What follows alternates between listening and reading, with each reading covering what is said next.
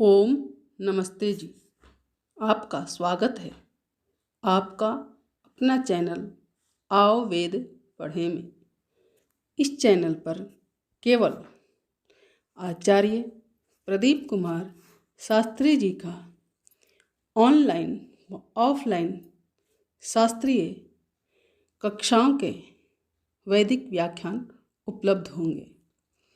अपने चैनल पर आने वाले वीडियो की सूचना पाना चाहते हैं तो लाइक और सब्सक्राइब करें तथा घंटी के बटन को दबाएं, जिससे कि वीडियो अपलोड होते ही सबसे पहले सूचना पा सकें। वेद पढ़ें पढ़ाएं, सुने सुनाएं, वेद का संदेश घर घर पहुंचाएं। ऋषि ऋण को चुकाएं, अपना कर्तव्य निभाएं, जीवन सफल बनाएं।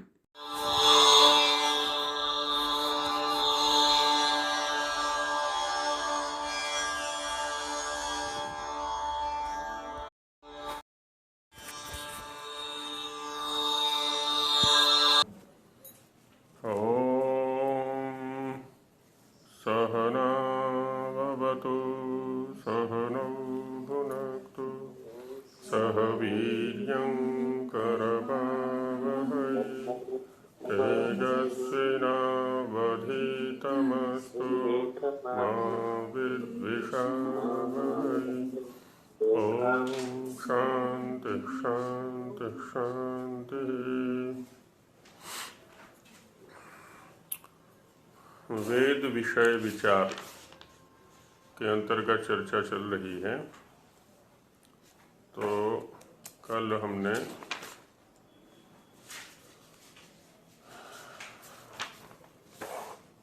जो कठोपनिषद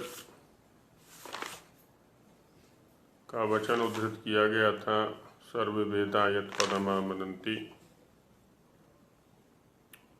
इसका हिंदी भाग में विचार किया। यजुर्वेद का वचन भी उसमें लिया गया। अब आगे जो मुंडकोपनिषद का वचन उद्धृत किया गया था उसका हिंदी भाग पर चर्चा करते हैं। किन्हीं का कुछ विचारणीय तो नहीं है? हाँ जी आचार्य जी, मेरे को ये सातिशय और निरतिशय के बारे में थोड़ा सा समझना था। सातिशय निरतिशय, साति निरति, जी जी। अतिशय, अतिशय के साथ सातिशय है ना, अतिशयेन सह सातिशयम, और अतिशयेन रहितम निरतिशयम। जिसमें अतिशय होता है वो सातिशय, और जिसमें अतिशय नहीं होता वो निरतिशय है ना। शब्द के अर्थ हुए ये। अतिशय कहते हैं अधिक। अतिशय शब्द का अर्थ होता है अधिक। जैसे एक पटु है, चतुर है, एक उससे अधिक चतुर है, और एक सबसे अधिक चतुर है ना। तो चतुरः, जो चतुर है उसको हम चतुर कहेंगे। चतुर की अपेक्षा जो अधिक चतुर है तो उसको हम चतुरतर कहते हैं। ये उससे अधिक है, अतिशय है। और उन दोनों की अपेक्षा जो अधिक चतुर है उसको चतुरतम कहते हैं। पटु, पटुतरः, पटुतमः, इसी प्रकार से है। एक शब्द का प्रयोग आपने पर्याप्त किया होगा और सुना भी होगा, अतिशयोक्ति। अतिशयोक्ति ऐसा प्रयोग कर देते हैं लोक में। अतिशयोक्ति माने बढ़ चढ़ करके कहना, किसी के विषय में बढ़ चढ़ करके कहना। उक्ति माने वचन और अतिशय माने अधिक। तो अतिशयोक्ति माने अधिक वचन या बढ़ चढ़ करके कहना। तो जब हम किसी विषय में विचार करते हैं तो जीवों के स्तर पर जो चर्चा रहेगी वो सातिशय रहेगी, क्योंकि जीवों में क्या है ना, कोई न्यून है, कोई उससे अधिक है, कोई उससे अधिक है, कोई सबसे अधिक है, आदि आदि। जैसे धनी के स्तर पर चर्चा हम करते हैं तो 1 लाख वाला है ना, 1 करोड़ वाला है, तो 1 लाख वाले की अपेक्षा 1 करोड़ वाला अतिशय हो गया, अधिक हो गया, है ना, तो ये सातिशय हो गया। और 1 करोड़ की अपेक्षा 10 करोड़ वाला, वो उससे अधिक हो गया, ये भी सातिशय हो गया। अब ऐसे चर्चा करते चले जाएं तो ईश्वर के स्तर पर जो ये गुण कथन है वो निरतिशय है, क्योंकि ईश्वर में जो गुण की सत्ता है, गुण का अस्तित्व है, उससे अधिक और कोई नहीं है। तो ईश्वर के स्तर पर सब कुछ निरतिशय है ना, अतिशय रहित है, न्यूनाधिकता से रहित है ना। बाकी सब उससे न्यून तो हैं लेकिन उससे अधिक नहीं है कोई भी, तो इसलिए उसको निरतिशय ऐसा प्रयोग कर देते हैं। हाँ जी। जी, चलिए आगे चलते हैं। जी सब क्या मतलब आचार्य जी? हाँ जी, निश्रेयस। निश्रेयस शब्द का अर्थ पूछा आपने। एक होता है अभ्युदय और दूसरा होता है निश्रेयस। इसमें आवाज बंद हो गई। अभ्युदय और निश्रेयस।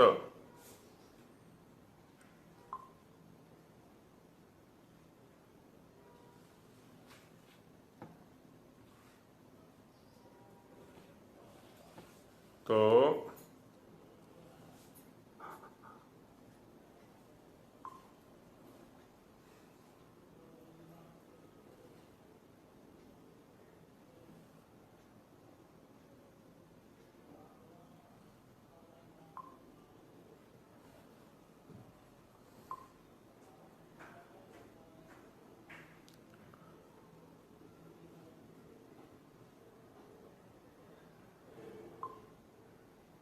अभ्युदय और निःश्रेयस शब्द का प्रयोग होता है, सुख के लिए आता है। अभ्युदय शब्द लौकिक सुख के लिए आता है, सांसारिक सुख, लौकिक सुख या भौतिक सुख, है ना, उसके लिए अभ्युदय शब्द का प्रयोग होता है। लौकिक सुख कह लें, है ना, या सांसारिक सुख कह लें, शारीरिक सुख कह लें, है ना, भौतिक सुख कह लें, तो इन सब के लिए क्या है ना, अभ्युदय शब्द का प्रयोग आता है। अभी जो उपसर्ग है ना वो अभिमुख अर्थ में आता है, अभी माने सामने। तो जो लौकिक सुख है इसमें क्या है ना, सामने ही हमें उदय दिखता है, उन्नति दिखती है, साक्षात उन्नति दिखती है ना। जैसे पैसे की उन्नति है, हमें साक्षात दिखती है सामने, जब पैसा प्राप्त होता है, प्राप्त होने वाला होता है। जमीन, है ना, भूमि आदि क्रय कर रहे हैं, उसमें साक्षात उन्नति दिख रही है। शरीर को खूब अच्छी अच्छी चीज़ें खिलाई, शरीर बढ़ता गया, पहलवान हो गया, सीधा सीधा उदय दिख रहा है। उदय माने उन्नति, है ना। अभी माने जिसमें सामने उन्नति दिखाई पड़े, है ना, इंद्रियों के स्तर पर जिसमें उन्नति दिखाई पड़े वो क्या है, अभ्युदय। लेकिन ये आवश्यक नहीं है कि इंद्रियों के स्तर पर जो उन्नति दिख रही है वो वस्तुतः उन्नति ही होगी। इंद्रियां धोखा भी दे देती हैं, होता कुछ है और दिखा कुछ और देती हैं इंद्रियां, ऐसा भी करती हैं कभी कभी। कभी कभी माने जब ज्ञानपूर्वक न देखा जाए, यथार्थ ज्ञानपूर्वक यदि हम नहीं देखेंगे तो इंद्रियां जो है ना वो मिथ्या भी दिखा देती हैं, चाहे वो चक्षु है, चाहे श्रोत्र है, किसी भी इंद्रिय के स्तर पर। और निश्रेयस में क्या होता है, निश्चितम श्रेयः निश्रेयसम, जिसमें निश्चित रूप से कल्याण है ना। श्रेय माने कल्याण, तो निश्चितम श्रेयः निश्रेयसम, निश्चित रूप से कल्याण। हाँ, कल्याण होना। तो प्रशस्य शब्द से श्रेयस बनता है ये, तो जिसमें निश्चित रूप से श्रेय है ना, उसमें कोई हानि की संभावना ही नहीं है, किसी प्रकार के छल कपट धोखेबाजी की संभावना ही नहीं है। तो यहाँ क्या होना, परिणाम में सुख दिखाई पड़ता है हमको, इसको परिणाम सुख बोलते है ना। हाँ, यत्तद अग्रे विषमिव परिणामे अमृतोपमम, गीता का वचन है, स्वामी जी ने भी इसका अनुमोदन किया हुआ है। यत्तद अग्रे विषमिव, आगे तो विष के समान दिखाई पड़ता है जब हम तप करते हैं, व्रत अनुष्ठान धर्मानुष्ठान करते हैं, सत्यानुष्ठान करते हैं, है ना।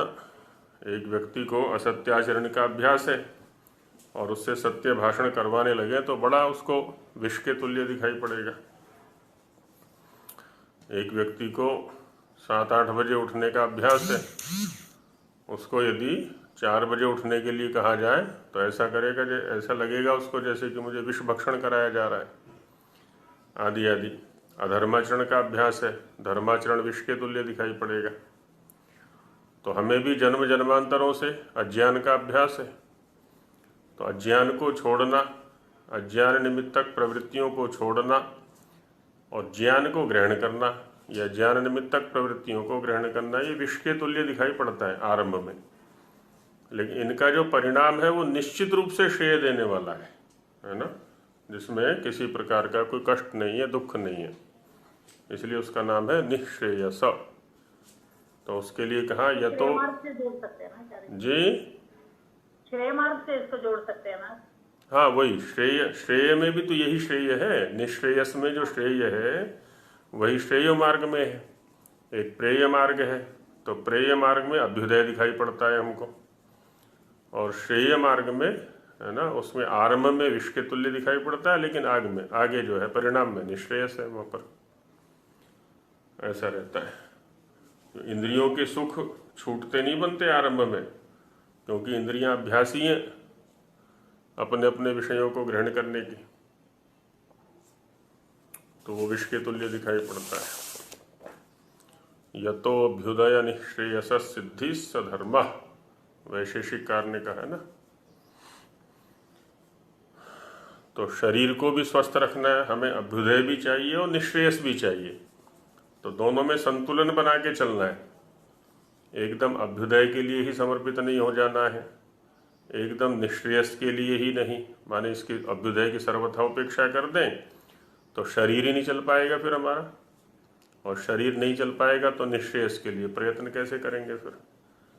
तो निःश्रेयस के लिए प्रयत्न करने के लिए शरीर का स्वस्थ रहना, इस समाज का स्वस्थ रहना अत्यंत आवश्यक है। जितना शरीर का स्वस्थ रहना आवश्यक है उतना ही परिवार का या समाज का भी स्वस्थ रहना आवश्यक है, क्योंकि अस्वस्थ समाज में या अस्वस्थ परिवार में हम कितने भी स्वस्थ हों अपने व्यक्तिगत स्तर पर, फिर भी हम निःश्रेयस के लिए प्रयत्न नहीं कर सकते। सभी का स्वस्थ रहना अनिवार्य है। तो ये रहता है। अब आगे मुंडक के अनुसार चिंतन करते हैं।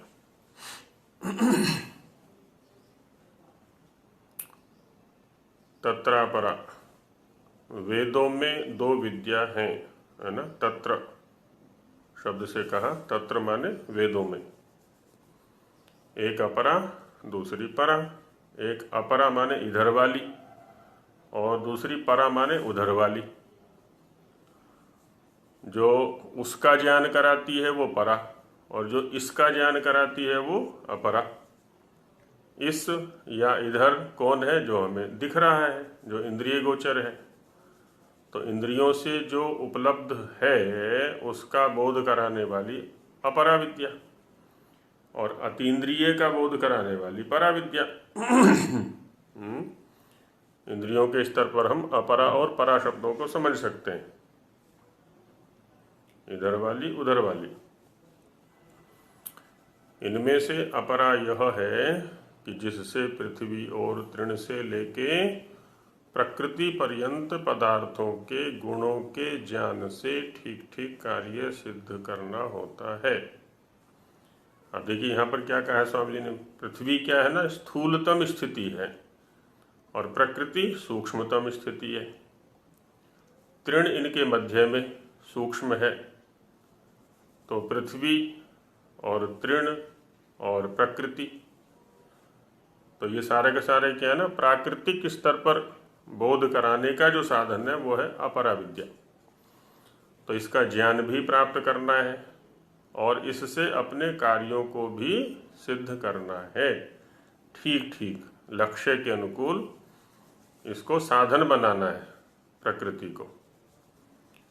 तो ये प्रकृति उस परा से प्राप्त होने वाले पदार्थ में साधन कैसे बन सकती है, इसका बोध कराने वाली जो विद्या है उसको कहते हैं अपरा विद्या।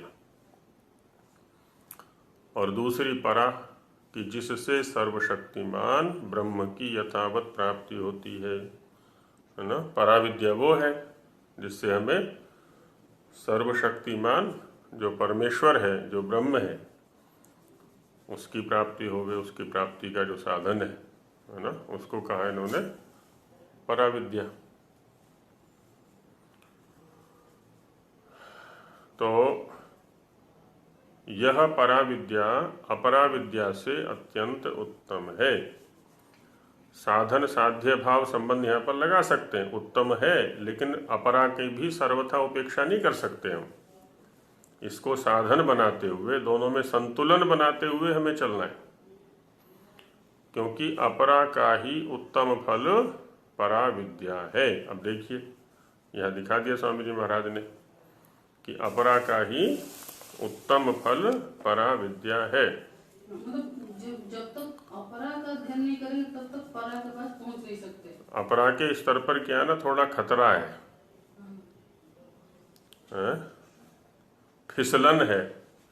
क्या है, जो अपरा है वो भोग सामग्री को भी एकत्रित कराएगी और अपवर्ग की ओर प्रेरित, माने परा विद्या की ओर भी प्रेरित करेगी। दोनों ही करेगी। यदि हम भोग में लिप्त हो गए इस प्रकृति का, जैसे आजकल का विज्ञान है या विकासवाद है, वो क्या है ना, प्रकृति का अधिकतम भोग हम कैसे कर सकते हैं इसकी ओर चिंतन दे रहा है। वैसा ही विकास कर रहा है, वैसे ही आविष्कार कर रहा है कि अधिकतम भोगो, इसको प्रकृति को भोगो। तो उधर से दूर हट गया, फिर जिधर जाने के लिए इसको साधन बनाना था उधर से हट गया चिंतन एकदम। तो इसलिए स्वामी जी ने यहाँ पर उत्तम विशेषण दे रहा है, दिया है यहाँ पर उत्तम फल। जैसे यदि आयुर्वेद के स्तर पर सोचें हम इसको, हम जो भी आहार ग्रहण करते हैं उसके दो फल मिलते हैं ना, एक मल मिलता है और दूसरा आगे वाली धातु, जिसको प्रसाद कहा है आयुर्वेद की भाषा में, प्रसाद और विट। तो यदि विट के पीछे ही पड़ गए हम, तो प्रसाद मिलने वाला नहीं है। फिर इधर से मल ही खाएंगे, है ना, उल्टी सीधी चीज़ें खाएंगे, तो उससे मल का जो निर्माण है वो अधिक होगा। स्वामी जी ने भी गौ करुणा निधि के अंदर जब गौ के उपयोग की चर्चा आई है तो कहते हैं गोपालन यदि अधिक करेंगे तो घी, दूध, मक्खन, लस्सी आदि जो गव्य पदार्थ हैं वो अधिक मिलेंगे हमको, और जब अधिक मिलेंगे तो अन्नादि का भोग कम करना पड़ेगा हमको। अन्नादि का भोग कम करना पड़ेगा तो गंदगी कम फैलेगी, बाह्य साधनों की उतनी आवश्यकता नहीं है, गाय ही पूरा पोषण दे देगी। फिर हमें शरीर के अंदर मल का निर्माण भी कम होगा। अब घी दूध खाना तो बंद कर दिया और दूसरी चीज़ें खानी अधिक आरंभ कर दी, तो क्या है ना, मल का निर्माण अधिक होता है, मल का विसर्जन अधिक होता है, गंदगी अधिक फैलती है। फिर तो ज्ञानपूर्वक ही उधर गति है। यजुर्वेद में भी कहा ना 31वें अध्याय के 18वें मंत्र में कि वेदाहमेतम पुरुषम महांतम आदित्य वर्णम तमसः परस्तात् तमेव विदित्वाति मृत्युमेति नान्यः पंथा विद्यते यनाय। और विद्ययामृतम अश्नुते, है ना, ऐसा भी कहा है 40वें अध्याय में कि विद्या के द्वारा ही उस अमृतत्व की प्राप्ति होती है। तो संतुलन बना के चलना है, और अपरा के स्तर पर क्या है, हमें सावधान रहना है कि कहीं ये हमें भोगों की ओर ना फिसला दे, है ना। बड़ी सावधानी की आवश्यकता है जब हम अपरा विद्या के स्तर पर परिश्रम कर रहे होते हैं। अपरा का उपयोग परा से जुड़ने के लिए करना है, ये ध्यान रखना है हमें इसका। भोगों में लिप्त ना करा दे, ये केवल भोगों तक सीमित ना कर दे हमको ये, नहीं तो फिर पशुत्व की ओर बढ़ जाएंगे हम। हमें तो देवत्व की ओर बढ़ना था, देवत्व की ओर बढ़ने का ये साधन बने, है ना, अपरा, ये प्रयास करना है। तो इसलिए कहा स्वामी जी महाराज ने, क्योंकि अपरा का ही उत्तम फल परा विद्या है। अपरा का उत्तम फल प्राप्त करना है हमको, निकृष्ट फल प्राप्त नहीं करना है। और एक वचन वहां उद्धृत किया था पहले, उसका अर्थ हिंदी में छूट गया है। ब्रह्म के स्वरूप परक एक वचन उद्धृत किया था ना पीछे, यत् तत् अदृश्यम अग्राह्यम अगोत्रम, उस ब्रह्म का ज्ञानेंद्रियों से ग्रहण नहीं होता।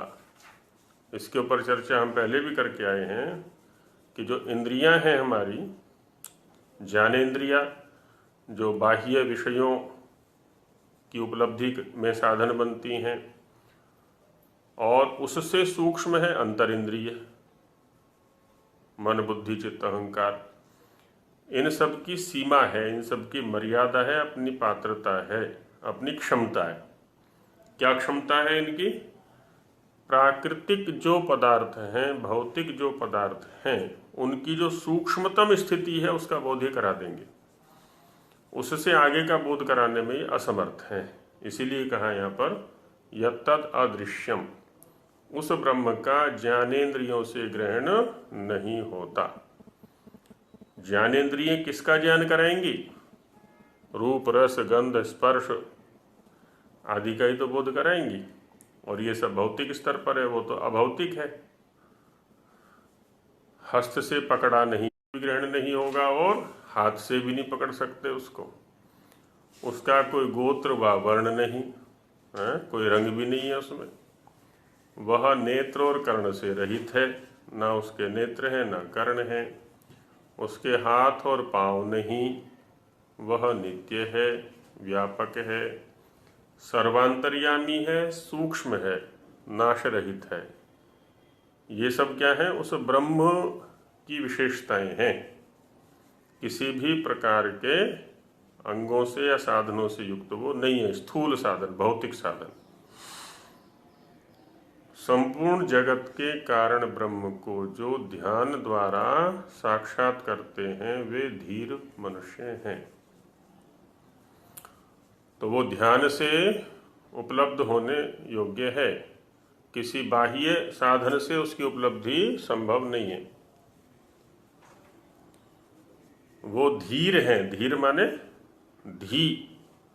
धी किसको कहते हैं? जो ध्यान का साधन है वो धी है ना। ध्येय चिंतायाम से ही ध्यान बनता है और उसी से धी बनता है। और जिनके पास उत्तम धी है वो धीर होते हैं। इसीलिए तो गायत्री मंत्र में भी धी की प्रार्थना की गई ना, धियो यो नः प्रचोदयात्, हमारी धी को उधर प्रेरित करे। तो धी ध्यानवती या धारणावती जो स्थिति है, और वो उत्तम कोटि की जिनके पास है वो धीर होते हैं। तो धीर पुरुष ही उधर बढ़ सकते हैं या उसको प्राप्त कर सकते हैं। अधीरों का काम नहीं है ना। धीर के विपरीत शब्द आता है अधीर, जो धीर नहीं है, जो ध्यान पूर्वक चलने वाले नहीं हैं। उस ब्रह्म के विषय में और बताते हैं। मुख्य विषय क्या चल रहा है हमारे यहाँ पर? वेद विषय विचार, है ना। मुख्य विषय को ध्यान में रखना है। और वेद विषय में स्वामी जी महाराज ने संकेत किया था ज्ञान कर्म उपासना और विज्ञान, उसमें भी विज्ञान प्रधान है। और विज्ञान में क्या है, जो कि वेदों से प्राप्त होता है, उसमें भी जो ईश्वर विषयक अनुभूति है वह प्रधान है। तो इसलिए इस विषय के अंतर्गत हम ईश्वर के स्वरूप पर थोड़ा सा चिंतन यहाँ पर कर रहे हैं, आचार्य जी, क्योंकि सभी वेदों का उसी में तात्पर्य है। जी, ये जैसे अ लगा देते हैं तो नहीं अर्थ में आता है ना जी, जैसे धीर अधीर, अधीर नहीं है, ऐसे परा अपरा, जो परा नहीं है, ऐसा भी हाँ। है। ये इसको संस्कृत में बोलते हैं नय, है ना, नय तत्पुरुष। जो अ लगता है ना वो न का शेष है, न नहीं अर्थ में आता है। लेकिन केवल नहीं अर्थ में नहीं आता है, ये अनेक अर्थ में आता है ना। अपरा या नय जो है, जैसे अविद्या शब्द का प्रयोग करते हैं। अविद्या का अर्थ क्या होता है? विद्या का अभाव या विद्या से दूसरी। विद्या से दूसरी। हाँ, अब देखिए यहाँ पर नए वही है, लेकिन यहाँ पर जो नए का अर्थ है, न का अर्थ है, वो दूसरी अर्थ है, अन्य अर्थ है ना। वह अविद्याग्रस्त है, दूसरी अन्य। है जी, वह अविद्याग्रस्त है। दूसरी अन्य। हाँ, तो वह अविद्याग्रस्त है। इसका मतलब ये नहीं कि उसके पास ज्ञान नहीं है, ज्ञान तो है लेकिन मिथ्या ज्ञान है ना। मिथ्या विद्या है, विद्या तो है लेकिन मिथ्या विद्या है। अपरा का फिर ऐसे भी जैसे परा से अन्य। हाँ, वही परा से अन्य है ना, वो परा से भिन्न। तो परा से जो भिन्न है वो अपरा हो गई, है ना। तो यहाँ पर जो न का प्रयोग है या अ का प्रयोग है वो भिन्न अर्थ में हो गया। और जो भिन्न होता है ना, जिसके साथ में ये अ जुड़ा हुआ होता है ना, तो जब भिन्न अर्थ में होता है तो जिसके साथ नहीं जुड़ा हुआ उसी के सदृश होना चाहिए वो। जैसे एक व्यक्ति को कहा गया अब्राह्मण को लाओ, जी, किसी को कहा गया, आवाज चली गई थी। हाँ जी, ओम अभी आ रही है, ठीक है। किसी को कहा कि अब्राह्मण को लाओ, तो किसको लाएगा वो? किसी को कहा अब्राह्मण को बुलाओ या अब्राह्मण को लाओ, तो किसको लाएगा? हाँ, जो ब्राह्मण नहीं है उसको लाएगा, दूसरे को। तो जो ब्राह्मण नहीं है तो पर मनुष्य है। हाँ, नहीं तो गिलास भी है ना, वो तो जो ब्राह्मण नहीं है तो गिलास भी ब्राह्मण नहीं है, लेकिन गिलास को नहीं लाता वो, या कुत्ते को नहीं लाता, बिल्ली को नहीं लाता। तो ब्राह्मण से भिन्न हो लेकिन ब्राह्मण के सदृश हो, तो किसी मनुष्य को ही लाता है वो, है ना। और किसी समझदार मनुष्य को, क्योंकि ब्राह्मण की जो पहचान है या उसका जो परिचय है ना, एक समझदार, एक बुद्धिशाली के रूप में है। तो ब्राह्मण के सदृश हो लेकिन ब्राह्मण से भिन्न हो लेकिन ब्राह्मण के सदृश हो, किसी सदृश को लाता है। तो वैसे यहाँ पर भी है। तो परा विद्या, अपरा विद्या। अब यहाँ जब ये विवेचन हम कर रहे हैं तो इससे एक चीज़ और निकल के आ रही है कि ये तो ठीक है कि ये परा नहीं है। अपरा के साथ में जब अ लगा दिया हमने तो ये बता रहा है कि ये परा नहीं है, लेकिन परा के सदृश होनी चाहिए। तो ये परा के सदृश कब होगी? जब परा के पास पहुंचाने वाली होगी। यदि ये भोगों में पहुंचाने वाली बन गई हमारे अज्ञान के कारण से, तब ये अपरा कोटि से भी हट चुकी है ना। इस बात का ध्यान रखना है हमको, है ना। अपरा ये तभी कहलाएगी जब ये परा के सदृश होगी, परा से भिन्न लेकिन परा के सदृश, परा तक पहुंचाने वाली, ऐसा इसमें विवेचन हो जाता है। अब एक और प्रमाण ऋग्वेद से उद्धृत करते हैं स्वामी जी महाराज यहाँ पर। वेद विषय विचार जो ऋग्वेद आदि भाष्य भूमिका है उसके अंतर्गत अन्यच्च तद विष्णु परम जी। अपराविद्या साधन होगी, पराविद्या साध्य होगी। हाँ, लेकिन वो तभी बनेगी जब परा केंद्रित अपरा का प्रयोग करेंगे। हाँ जी, वो साधन रूप में। हाँ, और यदि भोग प्रधान इसको बना दिया ना हमने, तब ये अपरा कोटि नहीं, अपरा में नहीं आएगी फिर ये भी ध्यान रखना है। वो केवल साधन रूप है। हाँ, साधन है परा का, लेकिन जब परा केंद्रित अपरा का प्रयोग करेंगे, जब परा केंद्रित अपरा का प्रयोग करेंगे, परा को प्रधानता देते हुए अपरा का प्रयोग करेंगे, तब भोग प्रधान होकर के यदि हम इसका उपयोग करेंगे तब नहीं, तब तो उधर से भटकाने वाली हो जाएगी ये, है ना। एक ही साधन हमें भटकाने वाला भी है और सही मार्ग दिखलाने वाला भी है, दोनों कार्य हो सकता है। तो इसमें एक और प्रमाण उद्धृत करते हैं स्वामी जी महाराज कि तद विष्णोः परमं पदं सदा पश्यन्ति सूरयः दिवीव चक्षुराततम्। विष्णोः, जब हम अर्थ करते हैं किसी भी श्लोक हो चाहे गद्य हो, है ना, मंत्र हो, कुछ भी हो, उसमें क्या होता है ना, पदों से परिचय होना चाहिए हमारा। आखिर सांसारिक व्यवहार जब हम करते हैं तो वहाँ भी क्या होता है, तभी कर पाते हैं ना जब हमारा मनुष्यों से परिचय होता है, प्राणियों से परिचय होता है, पदार्थों से परिचय होता है। सब्जी मंडी हम जाते हैं तो सब्जियों से यदि हम परिचय नहीं है तो सब्जी मंडी से कुछ लाभ नहीं ले सकते, हम ऐसे ही घूम के आ जाएंगे। यही स्थिति यहाँ भी है, शब्द जगत में भी। तो शब्दों से परिचय हो, वो अपने समुदाय का बोध करा देते हैं, फिर हम किस समुदाय में बैठे हुए हैं। तो विष्णु हो, है ना, ये षष्ठी का एक वचन है। जैसे गुरु का गुरोह बनता है, वैसे विष्णु का विष्णोह बनता है। और विष्णु किसको कहते हैं? सत्यार्थ प्रकाश के प्रथम समोल्लास का यदि स्मरण हो, है ना, तो वहाँ पर विष्णु शब्द की बहुत अच्छी व्युत्पत्ति दी है। वेवेष्टि व्याप्नोति चराचरम जगत इति विष्णु। विश्लरी व्याप्तौ, विश्लरी व्याप्तौ धातु है, विश्लरी व्याप्तौ।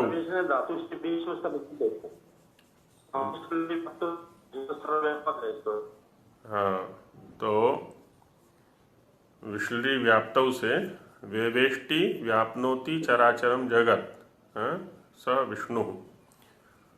तो वेवेष्टि अर्थात व्याप्नोति, जो व्याप्त करता है किसको?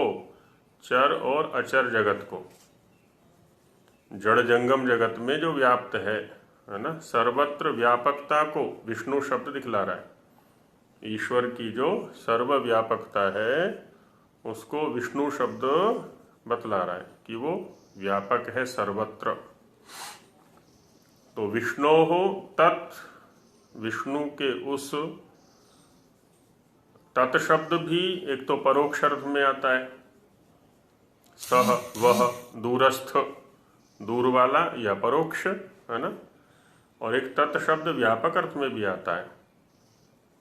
ब्रह्म के लिए भी आया ना तत् शब्द, पहले भी विचार कर चुके हैं हम इसका, है ना। तत् शब्द तनु विस्तारे धातु से, तो जो विस्तृत है वो तत् है। तो उस विष्णु का तत्, जो वह विस्तृत परमम पदम, परम पद है। परम शब्द किसके लिए आता है? श्रेष्ठ के लिए। जो पूर्ण है वही श्रेष्ठ है, तो वो परम है। पदम, पदम किसके लिए? कल भी हमने चिंतन किया था इस पर। पद्यते गम्यते तत्पदम, जो पदनीय है, जो गमनीय है, जो प्रापणीय है ना, प्राप्त करने योग्य। प्राप्त करने योग्य का जो साधन है उसके लिए भी पद शब्द का प्रयोग कर देते हैं। कल चिंतन किया था इस पर। इसलिए पैर के लिए भी पद शब्द आ जाता है क्योंकि वो गति का साधन है, वहां तक पहुंचने का साधन है। लेकिन यहाँ पर क्या है, ये जो प्राप्त करने योग्य है उसको सदा पश्यन्ति सूरयः। सूरयः, सूरी, सूरी कौन होते हैं? विद्वान। सूरी शब्द जैनों में सुरक्षित है, अभी भी, इधर तो नहीं है, लेकिन जैनों में विद्वान के लिए सूरी शब्द का प्रयोग करते हैं। सुप्रेरणे धातु से, तो जो प्रेरित करने वाले हैं स्वयं को भी और दूसरों को भी। तो जो सूरी हैं, जो विद्वान लोग हैं, वो सदा पश्यन्ति। सदा माने कोई भी क्षण ऐसा नहीं है जबकि वो नहीं देखते। सर्वस्मिन काले सदा, व्याकरण की दृष्टि से सर्वस्मिन काले सदा, केवल प्रातः सायं नहीं, अभी तो प्रत्येक चेष्टा में, प्रत्येक गतिविधि में, प्रत्येक क्षण में, प्रत्येक कण में, सर्वत्र उसका दर्शन करते हैं वो। योग दर्शन वालों ने क्या कहा है? सर्वम एव दुखम विवेकिना। विवेकी को सर्वत्र इस संसार में दुख ही दुख दिखाई पड़ता है। क्यों? क्योंकि अपरा का प्रयोग वो परा की दृष्टि से कर रहा है। विवेचन पूर्वक, विवेक पूर्वक अपरा विद्या का प्रयोग परा के लिए, ईश्वर की प्राप्ति के लिए वो कर रहा है। तो अब जैसे ही वो भोग की ओर ले जाने के लिए प्रवृत्त होती है विद्या, तुरंत उधर उसको दुख दिखाई पड़ता है, कष्ट दिखाई पड़ता है।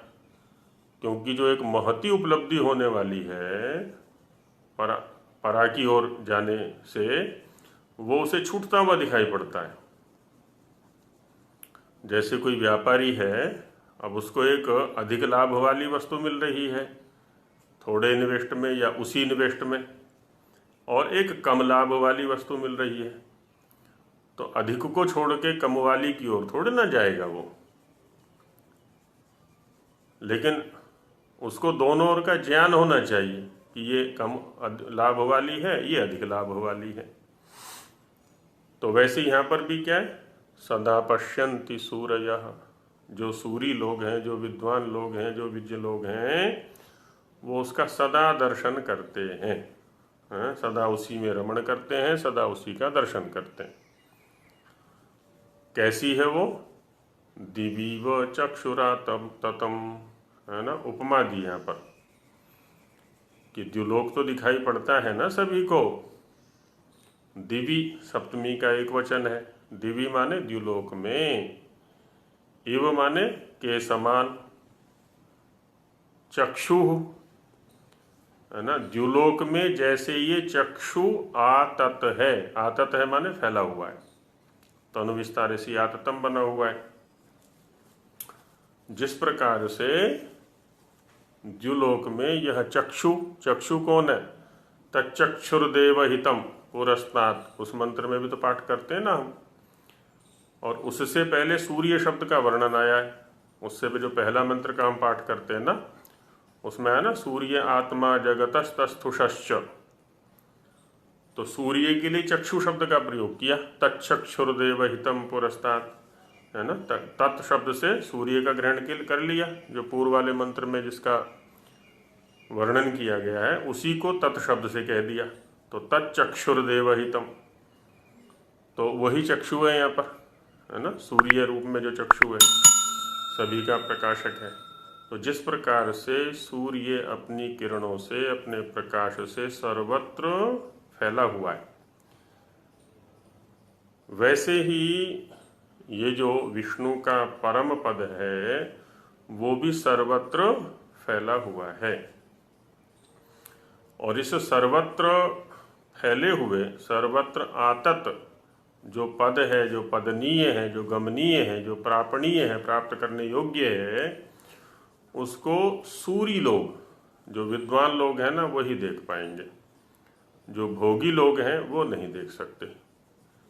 इसको हम इस रूप में देख सकते हैं ना, जैसे एक भोग प्रधान दृष्टि वाला व्यक्ति है तो उसको क्या है ना, सर्वत्र भोग ही भोग बिखरे दिखाई पड़ेंगे, है ना, भोग के अतिरिक्त और कुछ दिखाई नहीं पड़ेगा।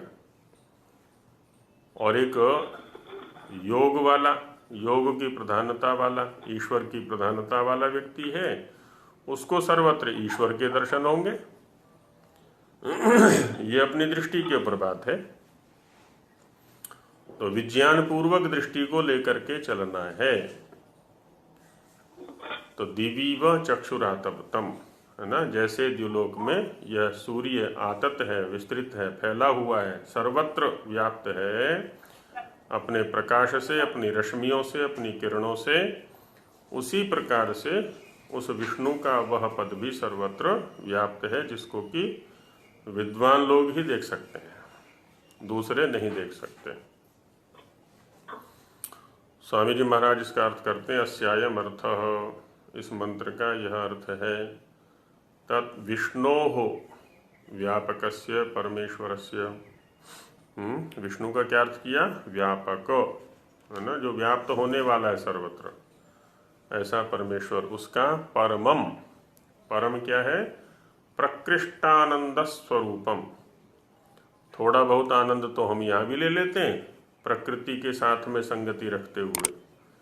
जब पैसा आता है बड़ा सुख होता है, जाने में दुख होगा वो एक अलग बात है, लेकिन आते हुए तो सुख ले लिया ना हमने। रसना के स्तर पर भी अच्छे अच्छे भोग लिए हमने, बड़ा सुख मिलता है। अब कल को वो रोगकारी होंगे वो एक अलग बात है, परिणाम पर तो हम कम सोचते हैं ना। कान से बढ़िया बढ़िया गाने सुन रहे हैं, बड़ा स्वाद आ रहा है, बड़ा अच्छा लग रहा है, उससे मनोवृत्ति खराब हो जाएगी हमारी, वो मार्ग भ्रष्ट करने वाले बनेंगे शब्द, परिणाम में उस पर ध्यान नहीं है हमारा अभी, आदि आदि। तो इसलिए कहते हैं यहाँ पर कि प्रकृष्टानंद स्वरूपम। प्रकृष्ट माने उच्च कोटि का। कितनी उच्च कोटि का? जिससे उच्च और कोई नहीं हो सकता, जिससे अच्छा और कोई नहीं हो सकता, है ना। प्रकृष्ट, खींचा हुआ, जिसको कह सके ना, जैसे सार निकालते हैं ना हम, किसी का तत्व निकालते हैं, आयुर्वेद में सार निकालते हैं, सत्व निकालते हैं, सत्व या सार निकालते हैं उसका, तो जो अन्य वस्तुएं होती हैं सब हट जाती हैं। जैसे पंचांग का सार निकाला हमने किसी पौधे का, क्षार निकालते हैं, तो क्या करते हैं, उसको जला दिया पौधे को, उसकी राख को पानी में डुबोया, पानी में डुबो करके उसको निथार दिया, फिर उसको में पानी डाला, फिर निथारा, है ना, फिर उसको जलाते हैं, एकदम जलांश समाप्त करके। अब जो बच गया वो क्षार है। ऐसे ही सत्व निकाला जाता है दूसरी प्रक्रिया से। तो ऐसे ही जितने भी आनंद हैं संसार में उपलब्ध होने वाले, उन सब का सार निकाल लें। इससे भी अच्छा, इससे भी अच्छा, इससे भी अच्छा, इससे भी अच्छा, सबसे अच्छा। कितना अच्छा? जिससे अच्छा और कोई ना हो, इतना अच्छा। तो प्रकृष्ट आनंद स्वरूपम, है ना, जो प्रकृष्ट आनंद स्वरूप है, ऐसे पदम, पदनीयम सर्वोत्तमोपायैर मनुष्यैहि प्रापणीयम मोक्षाख्यम अस्ति। पदनीय है, पदनीय माने प्रापणीय है, प्राप्त करने योग्य है। लेकिन मिलेगा कैसे? पैसे से मिलने वाला नहीं है। पैसा साधन अवश्य है, किसका? शरीर सुरक्षा का। पैसे का और इससे अधिक उपयोग नहीं है कुछ भी। केवल शरीर को सुरक्षित रखने के साधन ये उपलब्ध करा देता है हमको। वो प्रकृष्ट आनंद की उपलब्धि नहीं कराएगा कभी भी। तो इसलिए कह रहा सर्वोत्तमोपाय ही, सबसे उत्तम जो उपाय हैं, है ना, सर्वोत्तम उपाय वाले मनुष्यों के द्वारा, जो सभी उत्तम उपायों का आश्रय करते हैं। निकृष्ट उपायों का आश्रय करेंगे तो उनको प्राप्त होने योग्य नहीं है ये, उनसे तो दूर हटता चला जाएगा, है ना। जो निकृष्ट उपायों का आश्रय लेते हैं वो अपराधी हैं। अपराधी हैं माने सिद्धि से दूर हटने वाले हैं। राध साध संसिद्धौ। अप माने हटना, तो अपराध माने दूर हटना, अपराधी माने दूर हटने वाला, तो लक्ष्य से दूर हटने वाला। यदि हम उत्तम उपाय का आश्रय करते हैं तब तो हम ईश्वर की ओर बढ़ रहे हैं, ईश्वर का जो परम पद है उसकी प्राप्ति की ओर बढ़ रहे हैं। यदि हम निकृष्ट साधनों का आश्रय ले लेते हैं तब हम अपराधी हो जाते हैं। क्यों? अब हम दूसरी दिशा में चलने लगे, हमारी और लक्ष्य की दूरियां बढ़नी चालू हो गई। अब तो वो कौन सा है? मोक्षाख्यम, मोक्ष। मोक्ष माने सभी प्रकार के दुखों का लेश भी जिसमें नहीं है ना, दुख रहित जो पद है उसको। यहाँ तो विद्या की उपलब्धि में ही इतना बड़े सुख की प्राप्ति हो जाती है, फिर जो परमेश्वर आनंद है उसका तो क्या ठिकाना है। जो विद्या के निकट रहता है व्यक्ति, वह सांसारिक दुखों से बहुत अधिक दूर हट जाता है, या कह लें सांसारिक दुख उससे दूर हट जाते हैं, लेकिन उसके निकट रहना चाहिए, है ना। सारस्वत उपासना वाला। तत्सूर्य, सूर्य का देखिए स्वामी जी ने क्या किया? विद्वांस। और सदा पश्यंती का किया? सदा सर्वेषु कालेषु पश्यंती। कोई भी काल ऐसा नहीं है जबकि वो उसका दर्शन न करते हो, क्योंकि प्रत्येक क्रिया में वही दिखाई पड़ेगा, प्रत्येक कण में, प्रत्येक क्षण में। अब देखिए ना, उसको देखने के लिए, उस लक्ष्य पर पहुंचने के लिए प्रत्येक प्राणी को कुछ क्षण मिले हैं और कुछ कण मिले हैं। कण मिले हैं किस रूप में? शरीर के रूप में। और शरीर को स्वस्थ रखने के लिए जो अन्य साधन है, भोजन आदि है वो। और कुछ समय मिला है, जैसे मनुष्य का जो शरीर है इसका समय कितना है? एक सामान्य से 100 वर्ष लगा लेते हैं, हालांकि 100 वर्ष तक कोई पहुंचता नहीं है, आजकल विरले ही पहुंचा करते हैं। तो वो क्षण हो गए और ये कण हो गया। अब इन क्षण और कणों को चाहे तो हम बर्बाद कर दें दुरुपयोग करते करते, और चाहे तो सदुपयोग कर लें इसका, ये हमारे हाथ में है, इसमें हम स्वतंत्र हैं, कोई रोकने वाला नहीं है हमें। विद्वान बनेंगे, विद्या अपरा विद्या का आश्रय लेंगे तो हम इन कण और क्षणों का सदुपयोग करते हुए आगे बढ़ जाएंगे। और यदि हम अज्ञान पूर्वक इसको भोगों में नष्ट कर देंगे तो फिर पतित होते चले जाएंगे। कीदृशम तत्, कहते हैं वो कैसा है जो पदम पद है, तो आततम, आसमंता ततम विस्तृतम, अच्छी प्रकार से तत् है, विस्तृत है, फैला हुआ है। कैसा है? यद देश काल वस्तु परिच्छेद रहितम अस्ति। ऐसा नहीं कह सकते कि इस स्थान पर है ना। ये मंत्र का जो ये पद है ना, आततम, ये बता रहा है जो एक स्थान विशेष पर आनंद को सीमित करते हैं। कुछ लोग कहते हैं ना कि जो वहाँ जाते हैं तो आनंद सा आ जाता है, और वहाँ से बाहर निकलते ही हम दुखी हो जाते हैं। फिर से हम घर को ही आनंद घर बना लें, अपना घर को ही देवालय बना लें, अन्यत्र देवालय में जाने की आवश्यकता ही नहीं है। और उसके बाद अपने शरीर को देवालय बना लें, क्योंकि जो घर है वो भी अनित्य है, कभी भी टूट सकता है, पुराना हो जाएगा, जीर्ण हो जाएगा। तो शरीर को देवालय बना लें। अब शरीर के साथ तो हम सदा ही रहते हैं जब तक ये शरीर हमारे पास रहेगा। इसको छोड़ के तो अन्यत्र नहीं जाएंगे। घर को तो छोड़ के हम बाहर भी जाते हैं, अपने व्यापार करने के लिए, अपनी सर्विस के लिए, कभी कहीं जाना पड़ता है, लेकिन शरीर को छोड़ के तो कहीं नहीं जाएंगे ना।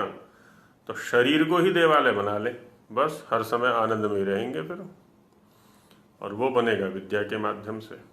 तो देश है ना, देश किसी देश विशेष में सीमित नहीं है, वो काल किसी काल विशेष में नहीं है कि प्रातः काल मिलेगा, कि सायंकाल मिलेगा, रात्रि में मिलेगा, कि मध्याह्न में मिलेगा, है ना, या अमुक ऋतु में मिलेगा, इस अवस्था में मिलेगा, है ना, ऐसा कुछ नहीं, सभी कालों में। वस्तु किसी वस्तु तक सीमित हो, जैसे कहते हैं ना, आम में बड़ा स्वाद आया जी मुझे तो, कोई कहता है जी मुझे रसगुल्ला बहुत अच्छा लगता है, किसी को कोई मिठाई अच्छी लगती है, किसी को कोई फल अच्छा लगता है, किसी को कोई भोजन अच्छा लगता है। तो यहाँ ऐसा कुछ नहीं है, किसी वस्तु तक भी सीमित नहीं है वो। तो इनके परिच्छेद से रहित, इनकी सीमाओं से, इनकी मर्यादाओं से रहित है वो, है ना। प्रत्येक देश में, प्रत्येक काल में, प्रत्येक वस्तु में उसकी उपलब्धि है फिर। अतः सर्वैहि सर्वत्र तद उपलभ्यते, सभी विद्वानों के द्वारा सर्वत्र, सभी स्थानों पर उसकी उपलब्धि होती है। क्यों? हेतु दे रहे स्वामी जी महाराज, तस्य ब्रह्म स्वरूपस्य विभुत्वात्, वो जो ब्रह्म स्वरूप है ना वो विभु है, विभु है, व्यापक है, इसलिए उसकी सर्वत्र उपलब्धि होती है ना। जो विभु होता है वो देश काल वस्तु आदि की सीमाओं से बाहर होता है, ये सब उसको नहीं बांध सकते अपनी मर्यादाओं में। कस्याम किमिव, किसमें, किसके समान? तो दिवीव चक्षुराततम, दिवी मार्तंड प्रकाशे, है ना। मार्तंड कहते हैं सूर्य को, हाँ, दिवी माने मार्तंड प्रकाशे, सूर्य के प्रकाश में। आगे क्या शब्द दिया इसमें?